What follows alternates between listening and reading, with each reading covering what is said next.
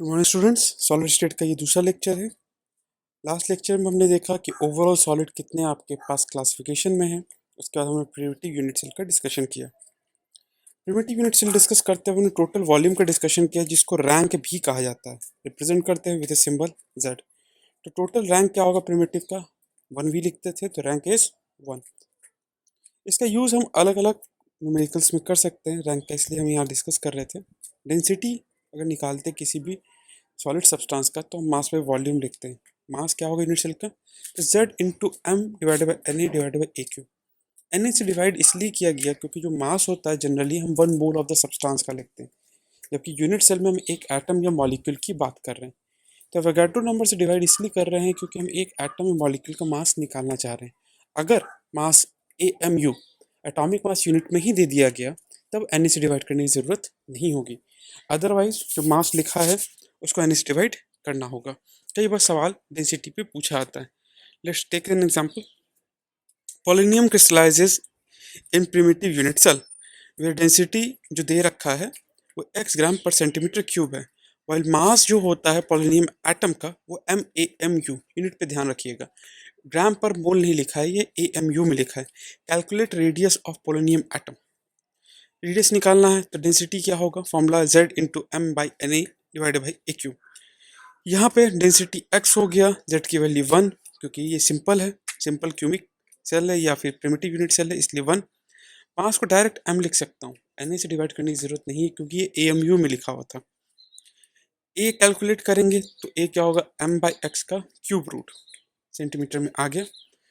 a is equal to 2r होता है तो r की वैल्यू a बाई 2, तो इसको सॉल्व किया तो m बाई एक्स का cube root divided by 2, centimetre में हमें रेडियस मिल गया। अगर वैल्यूज में दे दूं तो क्वेश्चन में आप रेडियस निकाल सकते हैं। इस टाइप के क्वेश्चन जनरली पूछे जाते हैं नीट के एग्जाम्स में। सो शीट में जब प्रैक्टिस सॉल्व करेंगे तो उसमें आप देख सकते हैं। आगे हम बढ़ते हैं। प्रिमिटिव यूनिट सेल के बाद बॉडी सेंटर क्यूब का डिस्कशन करते हैं। बॉडी सेंटर क्यूब सिमिलर होता है सिंपल क्यूब के कॉर्नर पे एटम्स लगा दीजिए, ये हो गया प्रिमिटिव। अब इस क्यूब के बीच में एक एटम रखते हैं तो हम कहते हैं ये बॉडी सेंटर क्यूब है। तो बॉडी डायगोनल अगर देखा जाए तो वो कितना होता है? तो बॉडी डायगोनल होता है आपके पास √3a। अब हम ये कह रहे हैं जो बीच का एटम है, जो बीच सेंटर में रखा हुआ एटम है, वो ऊपर के 4 एटम को टच कर रहा है, नीचे के 4 एटम को टच कर रहा है। ये बात आपको हमेशा ध्यान रखनी होगी। तो √3a is equal to 4r होता है, ऊपर के 4 को और नीचे के 4 को टच कर रहा है। ये बात याद रखिएगा, रिलेशन काम आएगा। मैं प्रूफ भी कर सकता हूँ कि ऊपर के 4 एटम को बीच वाला टच कर रहा है, नीचे 4 एटम को बीच वाला टच कर रहा है। ऐसा नहीं है कि कॉर्नर के एटम्स टच करेंगे एक दूसरे को, बीच में गैप आएगा। बीच वाला एटम बस ऊपर के टॉप के 4 एटम्स को टच करेगा और बॉटम के 4 एटम को टच करेगा। कॉर्नर के एटम्स एक दूसरे को टच नहीं करते हैं। ओके, ये हो गया बॉडी सेंटर क्यूब का एक सिंपल सा रिलेशन। लेयर अरेंजमेंट देखा जाए तो बॉटम लेयर को हम ब्लू एटम से दिखा रहे हैं, तो मान लेते हैं ये लेयर ए है। बीच में जो सेंटर में रखा है उसको हम येलो एटम से दिखा रहे हैं, तो ये बी हो गया। तो लेयर अरेंजमेंट क्या हुआ? A B A B A B, इस तरह का लेयर अरेंजमेंट सामने आ जाएगा, क्योंकि टॉप जो लेयर है वो सिमिलर बॉटम लेयर की जैसी ही होगी। तो ए फिर बी फिर ए फिर बी, इस तरह से अरेंजमेंट होता है। ए बी लेयर अरेंजमेंट सामने आता है आपके बॉडी सेंटर्ड क्यूब में। अब हम अगर यहाँ देखते हैं तो मैंने क्या कहा था, जो सेंट्रल एटम है वो ऊपर के 4 एटम, टॉप लेयर के 4 एटम को टच करता है और बॉटम के 4 एटम को टच करता है। रिलेशन मैंने कहा √3 इज इक्वल टू 4r। क्यों? क्योंकि कॉर्नर का एटम का रेडियस आर और बीच के जो एटम है उसका डायमीटर आता है। r plus 2r plus r that is equal to 4r, it is equal to body diagonal √3a। Solve करोगे तो 2r की जो वैल्यू आ रही है वो आती है √3a/2, जो कि a से छोटी है। पिछले केस में क्या था, वो वैल्यू a आई थी। इससे ये बात समझ में आती है कि एज लेंथ के कंपैरिजन में ये जो रेडियस है एटम्स का वो छोटा है, इसीलिए कॉर्नर के एटम्स एक दूसरे को टच नहीं कर पाते हैं। इंस्टेड ऑफ दैट जो बीच में बॉडी सेंटर पे रखा एटम है वो ऊपर के टॉप के 4 एटम को बॉटम के 4 एटम को टच करता है। तो 2r की जो वैल्यू है वो लेस देन a आती है। ये रिलेशन ट्रू हो जाएगा। तो ये जो लेंथ है आपके a, जो हमने लिखे थे कॉर्नर के एटम्स ए, ये 2r से बड़ी है, एज लेंथ बड़ा है, तो रेडियस जो दे रखा है एटम्स का वो हमारा टच करने लायक नहीं है कॉर्नर के एटम्स को। तो टच कौन कौन से एटम्स कर रहे हैं? बीच का जो एक एटम रखा है वो बस टच करता है नीचे के 4 एटम्स को, बॉटम के 4 एटम को, ये 4 एटम को टच करेगा।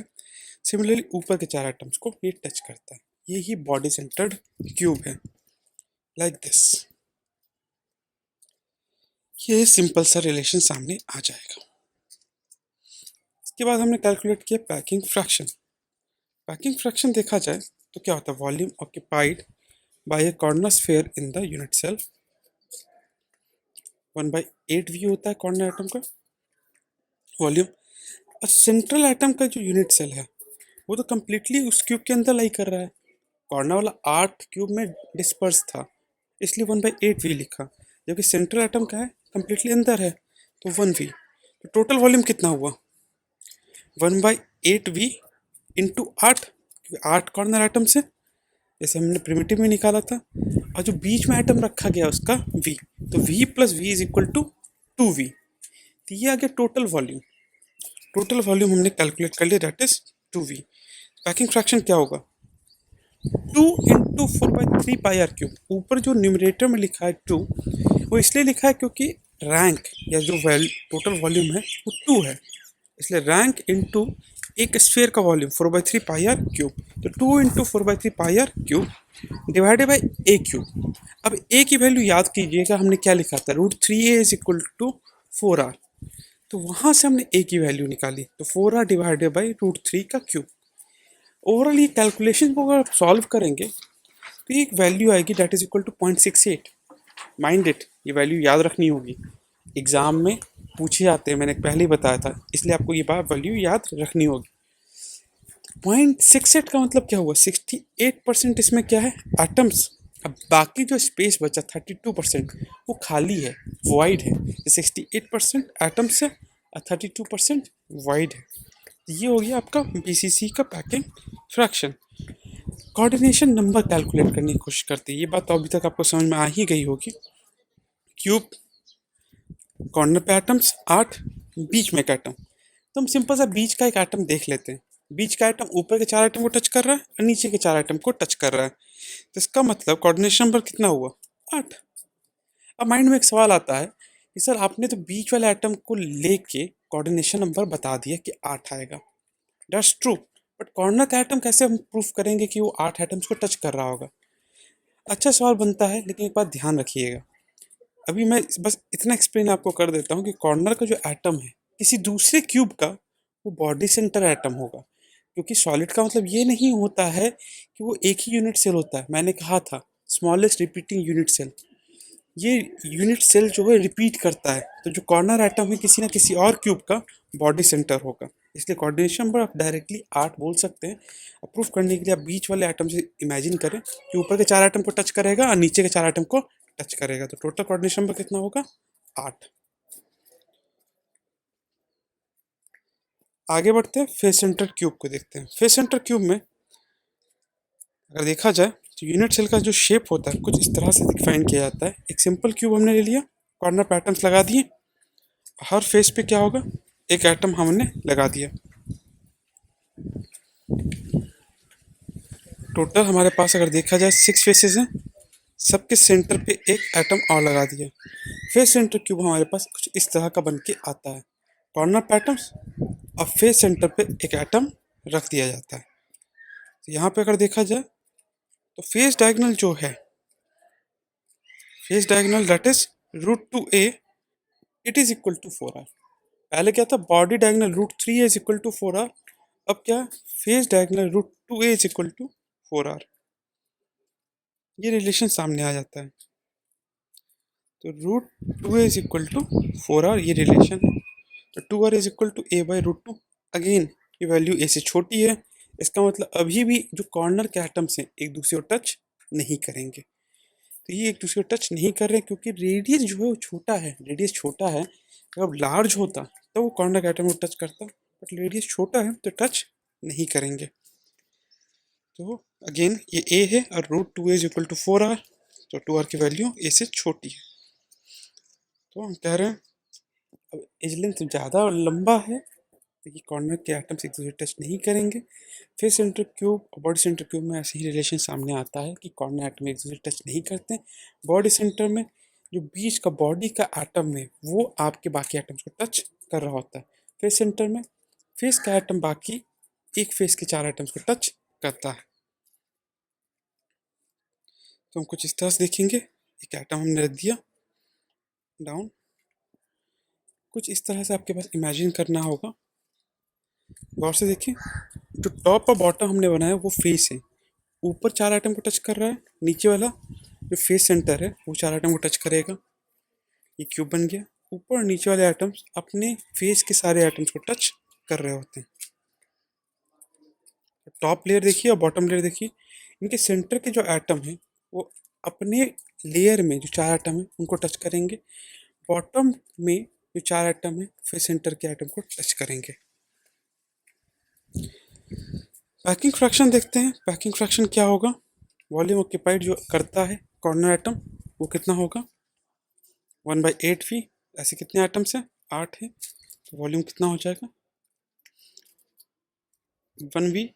और जो फेस सेंटर का एटम है उसका कंट्रीब्यूशन कितना है, तो आप सोचें जैसे कि कॉर्नर का एटम 8 क्यूब से कवर होता है, तो जो फेस सेंटर का एटम है उसको कवर करने के लिए कितने क्यूब चाहिए। तो एक फेस सेंटर को अगर कवर करना है तो आधा पोर्शन उसका उसी क्यूब में, उसके ऊपर एक और अगर क्यूब रख दें तो कम्प्लीटली कवर हो जाएगा। तो फेस सेंटर पे जो एटम रखा गया है उसका वॉल्यूम कितना होगा, तो v/2। ऐसे कितने फेसेस हैं, तो ऐसे 6 फेसेस हैं। तो हम कहते हैं टोटल वॉल्यूम कितना होगा 6 इंटू हाफ प्लस 8 इंटू 1/8। तो टोटल वॉल्यूम से हमें मतलब है, तो फेस सेंटर का कंट्रीब्यूशन हाफ लिया हमने into 6 plus 8 into 1/8, total volume कितना हो गया 4 हो गया। तो पैकिंग फ्रैक्शन का निकालते हैं, तो 4 into 4/3 πr³ divided by a cube. A की वैल्यू हमने निकाल लिया √2 इज इक्वल टू 4r से। सॉल्व करोगे तो वैल्यू आपको ध्यान रखनी है 0.74। किसी भी सॉलिड के लिए ये मैक्सिमम पैकिंग फ्रैक्शन जो पॉसिबल होता है, मतलब 74% क्या है उसमें एटम्स है, और बाकी जो आपके पास 26% है वो वाइड है, खाली है। ये पैकिंग फ्रैक्शन आ गया। It is the highest packing fraction of all shapes end of all arrangement. Highest packing fraction यही होता है। कोऑर्डिनेशन नंबर की बात करते हैं, तो यहाँ पे थोड़ा सा लेयर एलिमेंट्स को हम समझने की कोशिश करते हैं। कॉर्नर पे एक एटम हमने रख दिया, ये अपने लेयर में 4 एटम को टच कर रहा होगा, ये 4 एटम हो गए। सिमिलरली एक्स जेड प्लेन में ही 4 एटम को टच कर रहा होगा, वाई जेड में 4 को टच कर रहा था, एक्स जेड में 4 को टच कर रहा है। सिमिलरली एक्स वाई प्लेन में 4 एटम को टच कर रहा है। तो टोटल अगर देखा जाए तो ये अलग अलग प्लेन में 4 एटम को टच कर रहा है।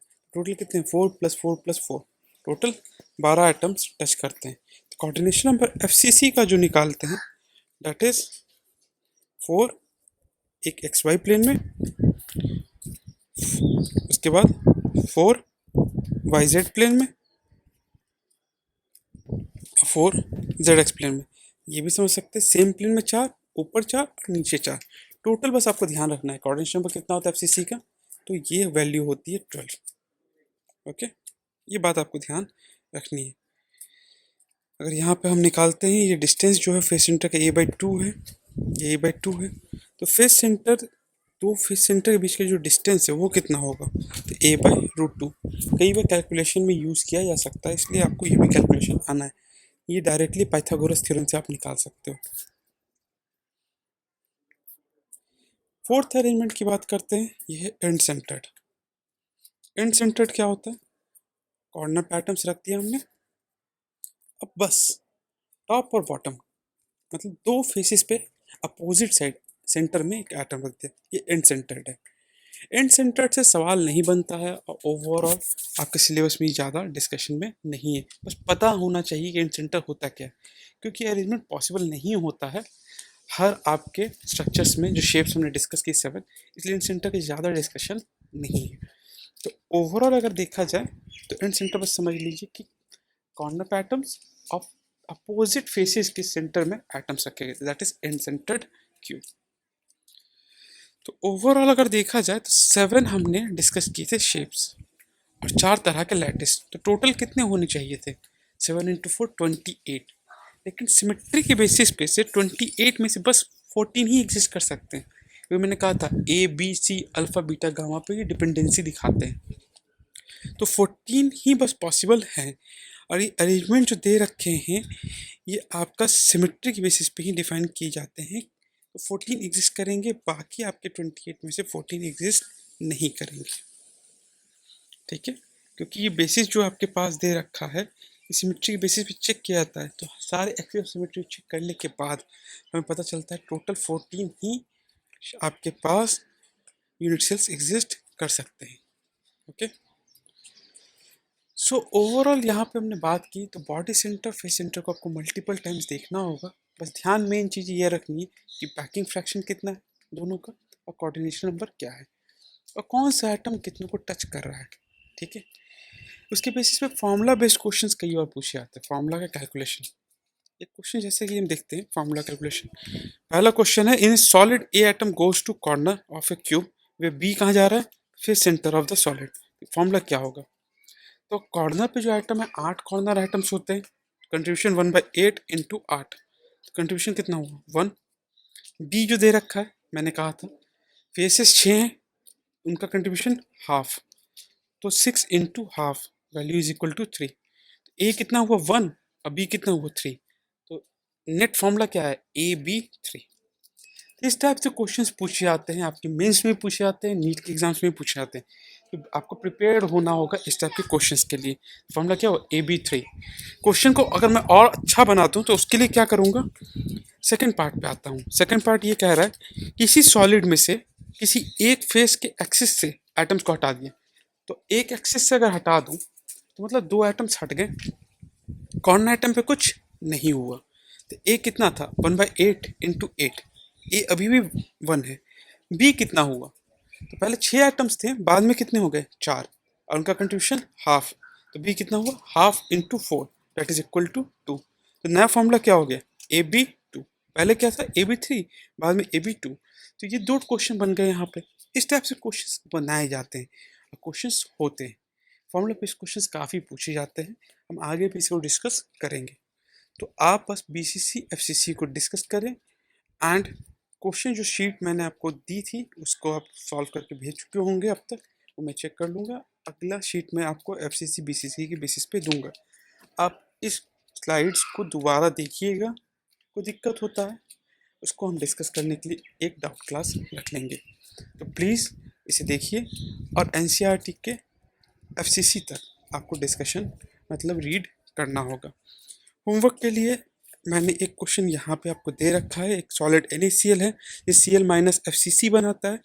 Na प्लस क्या करता है, वो इस सेंटर पे जाता है और सेंटर ऑफ FCC में जाता है। फॉर्मूला क्या होगा, पहला सवाल। दूसरा, कितनी यूनिट सेल होंगे 1.17 kg ऑफ NaCl में, दूसरा सवाल। तीसरा सवाल, डेंसिटी अगर दे रखी है 2 ग्राम पर सेंटीमीटर क्यूब, तो आपको कैलकुलेट करना है नियरेस्ट कटायन अनायन का डिस्टेंस। इस क्वेश्चन में हिंट की मैंने दे रखा आपको कि जो डिस्टेंस होगा वो A/2 होगा। प्लीज़ इसे भी सॉल्व करके आइएगा, and read till face centre and watch the slides again and again. एक बात और, आपको नोट्स लिखने की ज़रूरत नहीं है, जो स्लाइड्स हैं आप डायरेक्टली इसको बाद में प्रिंट करवा लीजिएगा अभी, क्योंकि अवेलेबिलिटी नहीं है। आप स्लाइड्स को ही नोट्स की तरह यूज़ कीजिए, शीट सॉल्व करने पे ध्यान दीजिए, समझने पे ध्यान दीजिए, नोट्स लिखने की आपको कोई एफर्ट नहीं लगाना है, okay. Just read and we will discuss. So till then we will stop here. Thank you.